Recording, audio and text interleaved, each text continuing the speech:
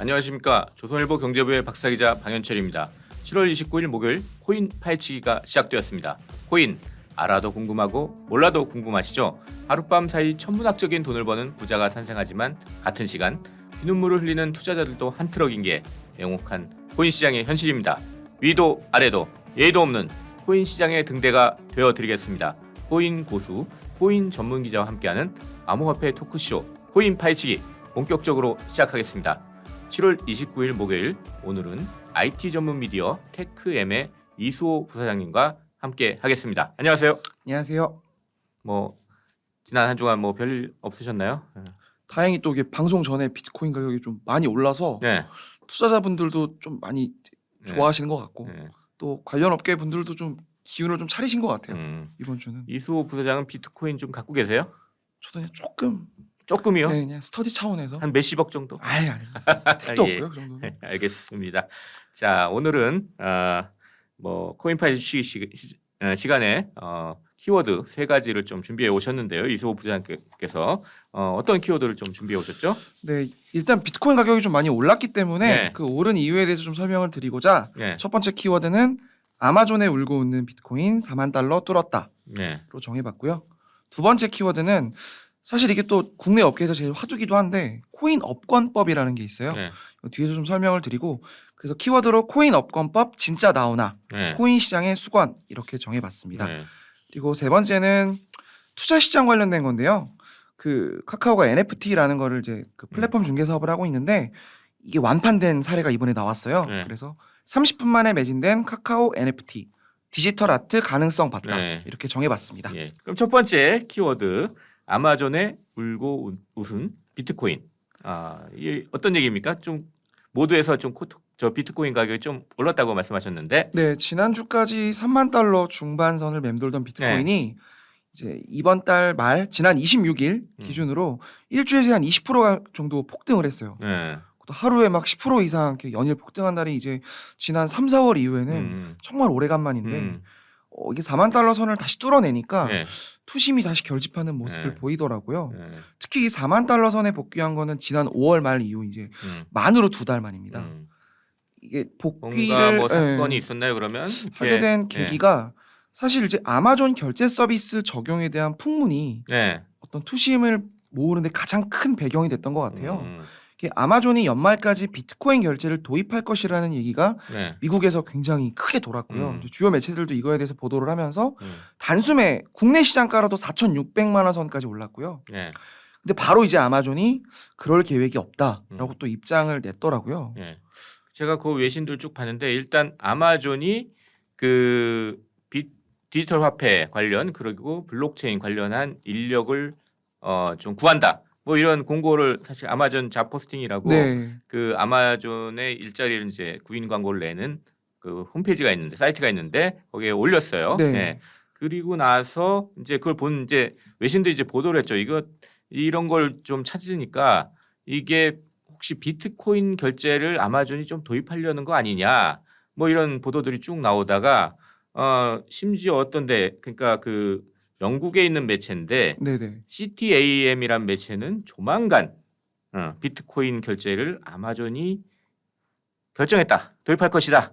이런 보도까지 나왔어요. 그러다 보니까 이제 아마존에서는 일단 CTAM의 보도는 사실과 다르다. 우리는 그런 구체적인 계획이 없다. 이렇게 밝혔습니다. 하지만 그래도 시장에서는 요거 뭔가 움직이는 것 같은데 이런 생각이 있는 거죠. 그러니까 이게 사실 아마존이 어떤 사업으로 영위하고 있나 보면은 네. 사실 답은 쉽게 유추할 수 있어요. 네. 그러니까 아마존도 이미 몇 년 전부터 가상자산 결제를 허용하기 위한 관련 연구를 진행 중이라는 얘기는 했었고요. 네. 연구한다는 얘기는 쉽게 할 수 있는 얘기긴 하니까. 근데 이 아마존이 이 자회사로 클라우드 컴퓨팅 회사를 갖고 있습니다. 네, 클라우드 아마존 서비스를 웹 서비스라고 아마존 웹 AWS 서비스. 많이들 아실 텐데요. 네. 이게 우리나라에서도 1위예요. 음. 그러니까 보통 기업들이 사업을 영위할 때 다양한 인프라 상품이 필요하잖아요. 이렇게 고객 관리도 해야 되고 우리 그 안에서 직원들 관리도 해야 되고 네. 이런 걸 일일이 다 데이터베이스를 갖고 있을 수 없으니까 클라우드라는 가상 공간에 올리는데 네. 이런 상품을 아마존이 세계에서 1위예요. 네. 우리 미국에 있는 커머스 1위기도 하지만 근데 이거를 이제 블록체인으로 구성을 하면 사실 운용비가 굉장히 적게 들기 때문에 이미 아마존은 이런 주요 상품들을 다 블록체인으로 꾸려놓은 상태예요. 아 그래요. 이 블록체인 기술이 상당히 있겠네요. 그렇죠. 아마존은. 그러니까 네. 가상자산이 오가는 그런 블록체인이 아니라 네. 들어오는 사람들을 제한한 음. 프라이빗 블록체인이라고 하는데 네. 코인 없이도 서로가 이 블록체인 기술을 함께 누릴 수 있는 네. 그런 일종의 허용된 블록체인 서비스 네. 기술을 차용을 해서 이걸로 클라우드를 지금 이미 꾸리고 있고 이 인프라를 아마존이 갖고 있기 때문에 누가 봐도 아 이거 아마존이 마음만 먹으면 결제 시장 되게 빠르게 진입할 수 있겠다. 왜냐? 인프라가 있으니까. 누구보다 빠르게. 예, 그 얘기를 들으니까 지금 생각나는 게 그 AWS 아마존의 그 클라우드 서비스 거기에 이제 대표였던 앤디 제시란 분이 네, 이제 맞아요. 제프 베이조스를 이어가지고 지금 아마존의 새로운 CEO로 그쵸. 네. 이제 올랐잖아요. 그렇죠. 그러니까 약간 뭔가 좀 연결되는 고리들이 있는 것 같네요. 각 예. 기업들의 니즈를 누구보다 잘 아는 분이 CEO가 됐다라는 점에서 네. 모든 기업들이 다들 리소스를 줄이고 싶어 하니까 효율적으로 운영하고 싶어 하니까 블록체인을 필요로 할 거다. 네. 근데 이거를 결제나 이런 쪽으로도 충분히 활용할 수 있겠다라고 생각하실 수 있을 것 같고요. 네. 그래서 미국의 이제 경제 전문 매체 CNBC도 아마존이 비트코인 결제 허용을 진지하게 검토하고 있을 수 있다 이렇게 해석을 했더라고요. 네. 그러니까 모두가 지금 아마존의 입을 바라보고 있는데 사실은 아마존이 미국의 1위 이커머스 사업자기도 하지만 네. 아마 가상자산을 활용한 결제를 지원할 경우에 미국이 아닌 해외 시장에서도 존재감을 뽐낼 수 있을 것도 같아요.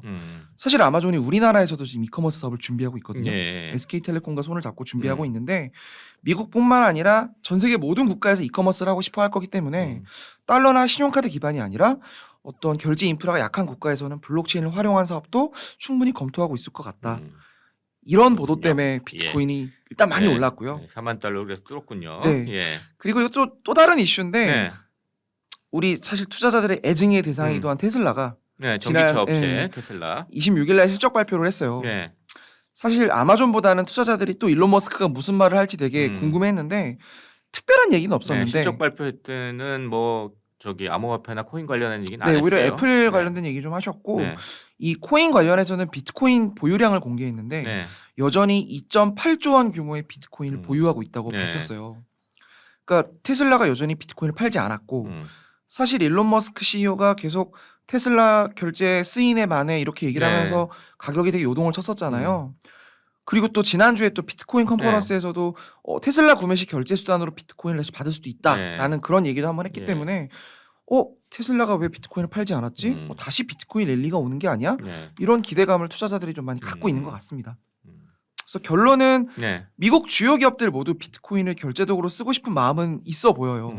물론 이제 규제 때문에 이런 걸 이제 수면 위로 올리지는 못하는 것 같은데 네. 또 마케팅 효과뿐만 아니라 해외 시장에서도 분명 영향력을 가질 수 있잖아요. 네. 코인을 활용하면 또 하필 이번 주가 이제 빅테크 주요 기업 실적이 몰려 있는 네, 주간입니다. 맞습니다. 오늘 아침에 이제 페이스북도 실적이 네. 있었고 아마존도 29일 날 있고요. 네. 뭐 생각하지 못했던 인터넷 기업들 또는 이제 빅테크 기업들이 계속 실적 발표를 하면서 가상화폐 또는 디지털 화폐에 대한 얘기를 할 수 있기 때문에 또 다른 랠리가 있을 수 있지 않을까라고 기대감을 갖고 있는 것 같습니다. 예. 그래서 한번 키워드 첫 번째로 이 얘기를 한번 꼽아봤고요. 첫 번째 키워드 그래서 아마존의 울고 웃은 비트코인 이렇게 정리가 되겠네요. 네. 두 번째 키워드 한번 들어가 보죠. 두 번째 키워드는 코인 업권법 진짜 나오나? 네, 이거를 들고 나오셨는데 네. 코인 업권법 이게 뭔지 일단 설명을 해주셔야 될 것 같은데요. 이게 되게 어렵잖아요. 네. 업권법이 뭔지. 네. 이 업권법이라는 얘기를 한 2, 3년 전부터 이제 그 우리나라 주요 거래소 대표님들께서 계속 하셨어요. 이 업계에서 많이 나온 예, 말이다. 많이 이런 익숙하게 나오는 얘기군요. 말인데 네. 그냥 쉽게 말하면 업을 법적으로 음. 정의해 달라는 겁니다. 이 업이 어떤 업이냐. 마치 뭐 은행업은 은행법, 그렇죠. 뭐 증권 그 사실 다 통합이 돼서 저기 자본시장 통합법이란 게 있는데 그렇죠. 자본시장은 또 이런 식으로 법을 좀 만들어 달라는 얘기군요. 네. 그러니까 이게 사실은 그 예전에 법무부 장관 박상기 전 장관님께서 이제 거래소 폐쇄 얘기 나오고 강력한 규제 얘기가 나왔던 시절에 업계 종사자들 대부분도 어쨌든 수익이 나면 세금을 내야 되잖아요. 네. 통신 판매업이라는 쪽으로 분류가 돼 있었어요. 그렇죠. 그냥 인터넷을 기반으로 서비스를 네. 영위하는데 인터넷 쇼핑몰 같은 걸로 지금 그렇죠. 분류돼 있었던 거 아니에요? 예. 근데 그게 지금도 사실 달라지진 않았습니다. 이제 9월에 이제 관련법이 만들어지고 특근법이라는 게 이제 통과가 되면서 이게 네. 시행이 되면 가상자산 종사자들을 규제할 수 있는 권한은 생기는데 이들을 여전히 어떻게 봐야 되나에 대해서는 정의가 안 돼 있어요. 지금도. 그렇다 보니까 산업을 진흥하고 육성하는 차원에서는 사실 혜택을 받지 못하게 되는 네. 거죠. 이것 때문에 하도 업계에서 반발도 음. 많고 젊은 친구들도 이거에 대해서 사업도 하고 싶은데 불만이 많다 보니까 음. 대선을 앞두고 이제 여당에서 네. 가상자산이라고 하지 말고 디지털 자산이라고 이름을 정하자. 네. 그리고 산업 전체를 법률화하자. 음. 즉 코인 업권법을 한번 만들어보자. 라는 입법 발의가 계속 속속 올라오고 네. 있습니다. 지난 28일 날 민영배 더불어민주당 의원이 디지털 자산 산업 육성과 이용자 보호에 대한 법률안을 발의했어요. 네. 살펴보면 가상자산이라고 하지 말고 디지털 자산이라고 정의를 하자. 네. 그리고 금융이랑 과기정통부 장관이 육성 계획을 수립하고 실태 조사하고 기술 평가하고 관리 시스템을 직접 수행하도록 하자. 네. 그러니까 기존의 특근법이랑 크게 다르진 않은데 다만 이 산업 자체를 존중해 주자라는 게 일단은 좀 깔려 있는 것 같고요. 네. 이게 사실 27일 날 네. 그 민주당의 그 가상자산 테스크포스라는 게 있대요. 네. 국회의원분들 몇 분이 모여서 이거를 이제 한번 의논해 보는 모임이 네. 있으신 것 같은데 이 예탁결제위원회에서 회의를 열고 네. 이날 주요 거래소 대표님들을 다 모았어요. 음. 다 모아서 우리가 시장 제도화를 할 테니 현장에서 목소리를 좀 내다오 하고 일종의 안에서 이제 의견 수렴하는 장소를 네. 만든 건데요. 네. 이거에서 이제 다들 거래소 대표님들이 이런 얘기를 하셨대요. 야 계속 이렇게 쇼만 하지 말고 진짜 업권법 빨리 만들어서 네. 이게 산업의 하나가 돼야 젊은 친구들 취직도 하고 창업도 하고 정부 지원도 받고 네. 세제 혜택도 받고 그러지 않겠냐 이런 목소리를 냈다고 하더라고요. 그러니까 쭉 여당 쪽 움직임을 말씀해 주셨는데 야당은 이런 움직임이 없어요? 아 야당도 있죠. 야당도 그래요? 있었는데 네. 이게 사실 여당에서 조금 더 음. 포커싱이 돼 있는 이유가 네. 하도 여당에서는 코인에 대해서 부정적인 게 많았기 때문에 네. 좀 이쪽을 주목하는 것 같은데 야당은 사실 수년 전부터 계속 네. 코인에 대한 관련 준비를 하고 있었어요. 음. 최근에 이제 권은희 국민의힘 네. 의원이 네. 비트코인 ETF를 만들어서 네. 투자 시장에 대한 양성화를 한번 만들어 보자 그런 발의를 했었고요. 이제 그 조명희 국민의힘 의원도 네. 원래 우리가 9월에 이 특근법이 들어가면 거래소 신고제라는 걸 해야 되잖아요. 네. 그럼 이제 그 주요 거래소들 대부분이 일종의 인가제를 받아야 되는 건데 중소 거래소들이 다 망할 것 같으니까 이 신고제를 좀 미루자. 네. 그래서 중소 거래소도 살 수 있도록 활로를 좀 모색해 주자. 이런 발의를 하셨더라고요. 여야에서 뭐 이런 다양한 목소리들이 좀 나오고 있군요. 그러니까. 네. 예. 그러니까 특히 업권법에 대해서 목소리를 내는 이유가 지금 거래 시장이 사실 누가 책임을 질지 여전히 규정이 안 돼 있어요. 이게 가상자산 거래소가 실명 계좌를 받아야 되는데 이 확인의 책임이 지금 여전히 은행에 있습니다. 예, 예. 그러니까 무슨 문제가 터지면 100% 은행이 책임을 지는 구조이기 때문에 은행은 계좌를 줄 수가 없는 당연히 거예요. 안 하려고 하죠. 자기가 그렇죠. 책임질 일을 왜 합니까? 법에 예. 따라 심판하는 게 아니라 예. 은행이 책임을 지는 구조이기 때문에 은행들은 얘가 면책권을 주든지 아니면 책임을 줄 수 있는 다른 어떤 제도를 만들어 달라라는 거고 그 웃긴 게 은행도 증권사도 이 수탁 서비스는 하고 있어요. 그러니까 이게 뭐냐면 코인 관련된 비즈니스를 하고는 싶은데 보관만 하는 거예요.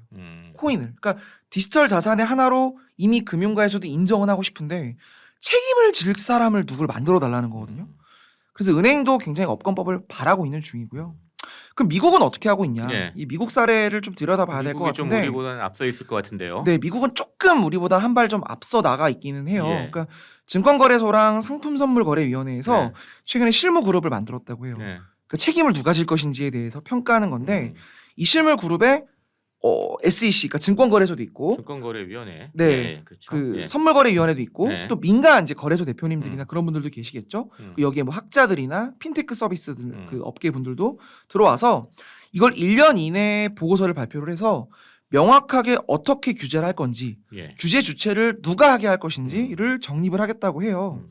아마 미국이랑 비슷한 시점에 우리도 업권법이 만들어지지 않을까 네. 싶은데 또 대선도 있고 하니까 예. 오히려 좀 선제적으로 나올 수도 있지 않을까? 예. 좀 기대를 하고 있는 것 같습니다. 코인이 아무래도 새로운 자산이니까 뭐 일단 규제가 없는 상태에서 시작을 했는데 그래도 그때 너무 강한 규제보다는 다른 자산들과 거의 동일한 규제로 좀 맞췄으면 뭐 이런 생각을 갖고 있거든요. 그렇죠. 네. 그러려면 어쨌든 법이란 게 좀 제대로 좀 정비된 법이 좀 필요할 것 같습니다. 네. 예. 자 이렇게 가지고 두 번째 키워드 코인 업권법 진짜 나오나 뭐 이 얘기를 해봤습니다.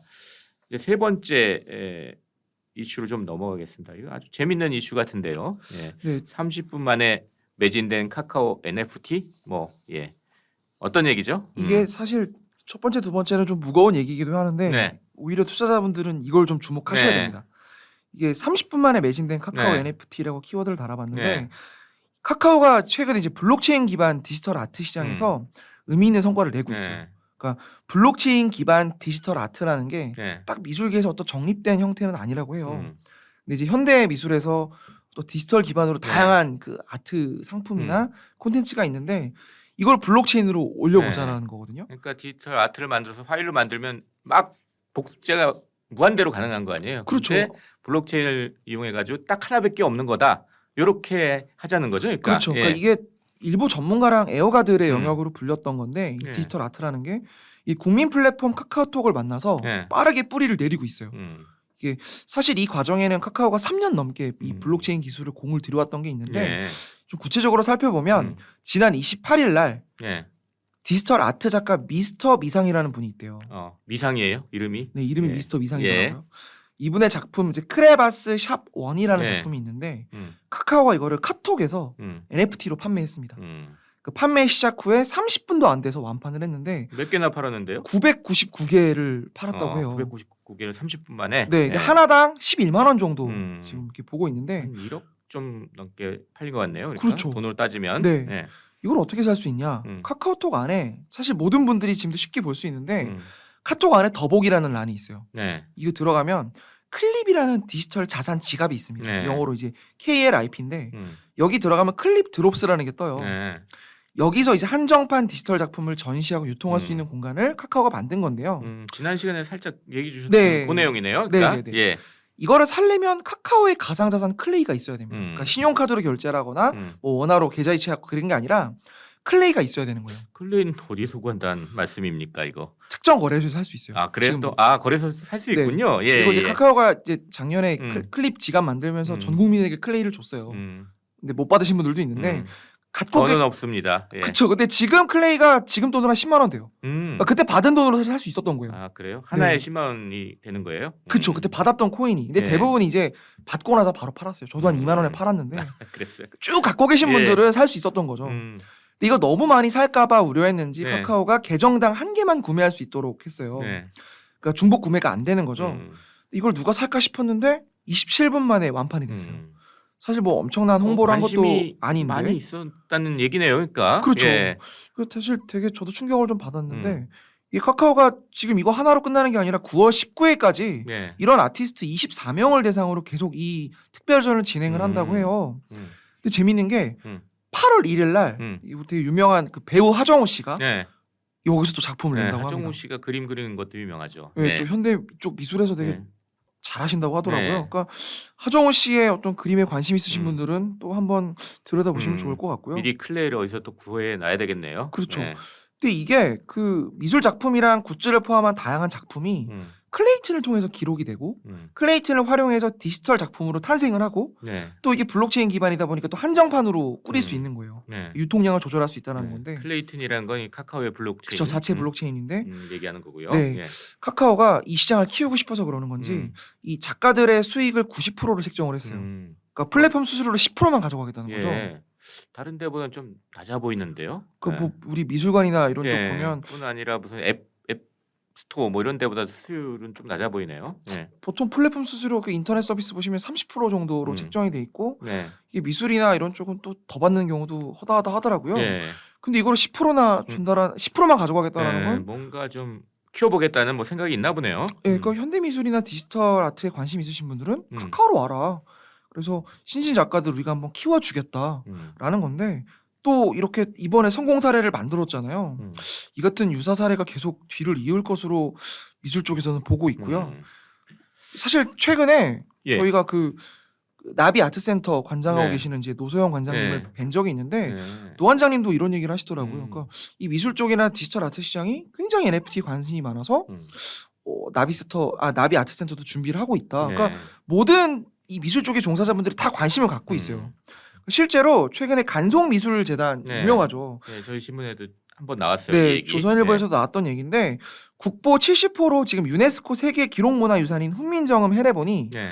지난 22일 날 이거를 100개 한정 NFT로 발행하겠다고 공표를 했어요. 네. 개당 판매 가격이 1억인데 100개가 모두 판매되면 이제 간송 측이 100억 원을 갖게 되는 거예요. 근데 이제 제 지인도 이거 지금 사겠다고 전화했더라고요. 아 그래요. 그 간송 관심이 측이- 있으신 분이 있네. 네, 그러니까 지금 아직 100개가 다 판매가 안 된 것 같아요. 제가 이틀 네. 전에 물어봤었는데 이틀 전까지는 살 수 있었던 것 같고요. 음. USB로 주는 건지 어떤 형태로 주는 건지 아직 얘기는 못 받았다고 하는데 네. 근데 다만 그걸 아셔야 되는 게 이런 내가 그런 훈민정음을 갖게 되는 거야? 훈민정음으로 발생하는 수익을 내가 쉐어할 수 있는 거야? 이게 일종의 주주로서 내가 역할을 할 수 있는 거야라고 생각하실 수 있는데 네. 문화재 보호법이라는 게 있습니다. 네. 그러니까 실존하는 문화재 같은 경우는 보존에 영향을 미칠 우려가 있는 행위를 하려면 반드시 문화재청장의 허가를 받아야 돼요. 네. 그러니까 전시 외 수익 활동이 쉽지 않은 겁니다. 네. 그러니까 의미는 있을 수 있고 내가 문화재를 보호한다라는 측면에서 또 의미 부여할 수 있겠지만 이걸로 내가 돈을 벌겠어. 투자 차익을 노린다면 좀 꼼꼼히 들여다봐야 되지 않나? 이런 생각이 좀 듭니다. 이 NFT라는 게 새로 나오는 거니까 좀 여러 가지 들여다볼 거는 많은 것 같아요. 근데 하여튼 관심들은 상당히 있는 것 같습니다. 네.